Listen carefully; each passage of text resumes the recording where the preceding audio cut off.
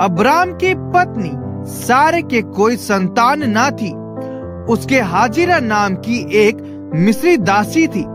सारे ने अब्राम से कहा, देख, यहोवा ने तो मेरी कोख बंद कर रखी है, इसलिए मैं तुझसे विनती करती हूँ कि तू मेरी दासी के पास जा। संभव है कि मेरा घर उसके द्वारा बस जाएगा। सारे की यह बात अब्राम ने मान ली। इसलिए जब अब्राम को कनान देश में रहते 10 वर्ष बीत चुके, तब उसकी स्त्री सारे ने अपनी मिस्री दासी हाजिरा को लेकर अपने पति अब्राम को दिया कि वह उसकी पत्नी हो। वह हाजिरा के पास गया और वह गर्भवती हुई। जब उसने जाना कि वह गर्भवती है, तब वह अपनी स्वामिनी को तुच्छ दृष्टि से देखने लगी। तब सारे ने अब्राम से कहा, जो मुझ पर उपद्रव हुआ वह तेरे ही सिर पर हो। मैंने तो अपनी दासी को तेरी पत्नी कर दिया, पर जब उसने जाना कि वह गर्भवती है, तब वह मुझे तुच्छ समझने लगी। इसलिए यहोवा मेरे और तेरे बीच में न्याय करे।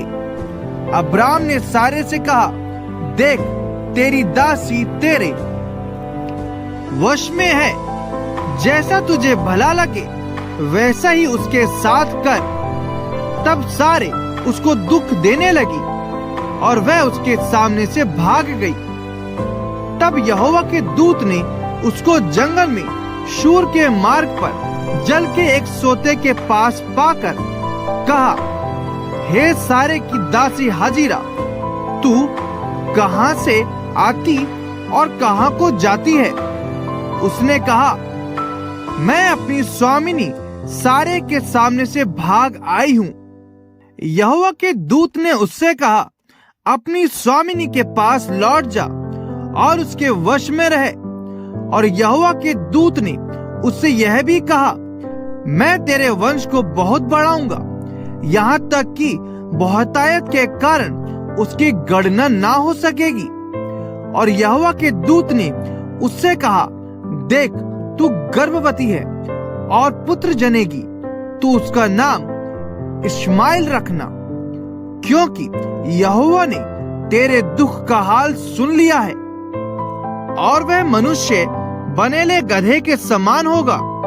उसका हाथ सबके विरुद्ध उठेगा और सबके हाथ उसके विरुद्ध उठेंगे, और वह अपने सब भाई बंधुओं के मध्य में बसा रहेगा।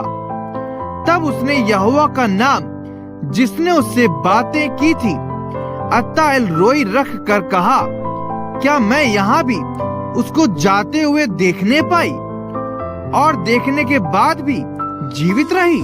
इस कारण उस कुएं का नाम लहरोई कुआं पड़ा। वह तो कादेश और बेरेद के बीच में है। हाजिरा को अब्राम के द्वारा एक पुत्र हुआ, और अब्राम ने अपने पुत्र का नाम, जिसे हाजिरा ने जन्म दिया था, इश्माएल रखा। जब हाजिरा ने अब्राम के द्वारा इश्माएल को जन्म दिया, उस समय अब्राम 86 वर्ष का था।